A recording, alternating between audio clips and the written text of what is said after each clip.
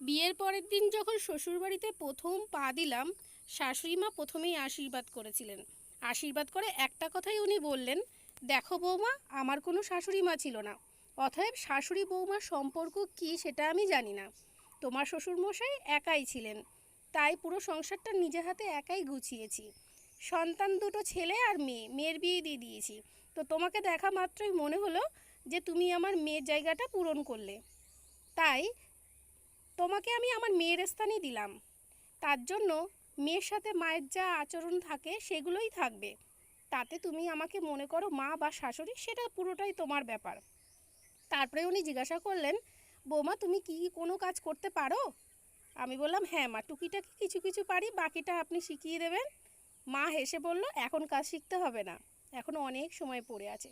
তুমি তো বাইরেও একটা কাজ করো, তাই না? আমি বললাম, হ্যাঁ মা, ওটা কি বন্ধ করে দিতে হবে? তো মা বলল, না, কোনোটাই বন্ধ করতে হবে না।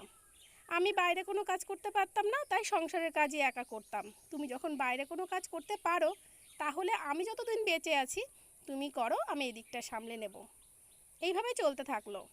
তারপরে বাচ্চা হলো, বাচ্চা ছোট ছিল। তারপরে ভাবলাম সব কাজই হয়তো এবার বন্ধ হয়ে যাবে।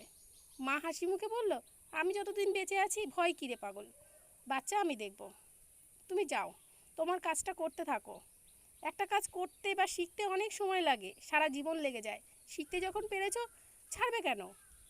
তারপরে আর একটাও বাচ্চা হলো। ভাবলাম এবার মনে হয় সব বন্ধ হয়ে যাবে, শাশুড়ি মা রেগে মেগে বলবে যে এইবার তো বন্ধ করো। না, উনি তখনও বললেন, দুটোকে আমি দেখতে পারবো, তুমি যাও, তোমার কাজ করতে থাকো। সেই থেকে জাননি, এখনও চলছি। এখনও এই যে রান্নাটা করছি, আমার শাশুড়ি মা কিন্তু পাশে দাঁড়িয়ে আছেন, উনিও আমার সঙ্গে সঙ্গে কাজ করছেন। কখনো সখনো হয়তো উনি পারেন না, আর আমার মনে হয় কি, আমি যখন ছুটিতে থাকি ওনার না করলেই ভালো হয়। ওনার অনেক বয়স হয়েছে, শরীরটাও খুব খারাপ, কিন্তু উনি যতক্ষণ হাঁটতে পারেন, দাঁড়াতে পারেন, ততক্ষণ আমাকে হেল্প করার চেষ্টা করেন। এখন বাচ্চারা অনেক বড় হয়ে গেছে, ওদেরকে নিয়ে সময় দিতে হয় না। কিন্তু শাশুড়ি মা এখন বাচ্চা হয়ে গেছে, অনেক বয়স হয়ে গেছে, ওনাকে আগে টাইমলি খেতে দিতে হয়, ওনাকে সব কিছু গুছিয়ে দিতে হয়। কিন্তু যখন উনি সুস্থ ছিলেন, বাচ্চা ছোট ছিল, আমার কাজটা আমি একা করতে পারতাম না, তখন সব কাজটাই উনি কিন্তু গুছিয়ে করে দিতেন। এই যে আমরা শুনি শাশুড়ি মা কখনো মা হতে পারে না, এক গাছে লাগে না। শাশুড়ি মা হয়, নিজের মা হয়। কিন্তু এই জিনিসটা আমিও বুঝতে পারলাম না। হয়তো আমার শাশুড়ি মা ছিলেন না, তার জন্য হয়তো এই জিনিসটা বুঝতে পারলাম না। তো এরকম প্রত্যেকটা মেয়ে যদি তার শাশুড়ি মাকে এভাবে নিজের মার মতো পায়, তাহলে আর নিজের মাকে ছেড়ে আসা কষ্ট দুঃখ আশা করি আর থাকবে না।